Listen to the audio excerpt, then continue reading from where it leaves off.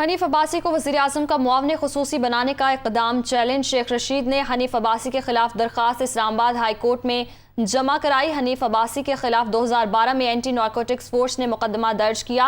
दरख्वास्त में ये कहा गया है और सेक्रेटरी काबीना बताएं कि किस कानून के तहत इस ओहदे पर तैनात किया गया, ये भी मौक़िफ़ अपनाया गया है दरख्वास्त में। तो हनीफ अब्बासी को वज़ीर-ए-आज़म का मुआविन ख़ुसूसी बनाने का इक़दाम चैलेंज। शेख रशीद ने हनीफ अब्बासी के खिलाफ दरख्वास्त इस्लामाबाद हाई कोर्ट में जमा करा दी। दरख्वास्त में कहा हनीफ अब्बासी के खिलाफ 2012 में एंटी नारकोटिक्स फोर्स ने मुकदमा दर्ज किया। इसी हवाले से तफसीलात जानेंगे आमिर सईद अब्बासी से।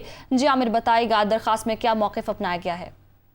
देखिए, अवामी मुस्लिम लीग के सरबराह शेख रशीद अहमद की तरफ से इस्लामाबाद हाई कोर्ट में दरख्वास्त दायर की गई है, जिसमें ये कहा गया है कि मुस्लिम लीग नून के रहनुमा हनीफ अब्बासी को जो वज़ीर-ए-आज़म का मुआविन ख़ुसूसी बनाया गया है वो इक़दाम खिलाफ कानून है और इसको इस्लामाबाद हाई कोर्ट में चैलेंज किया गया है।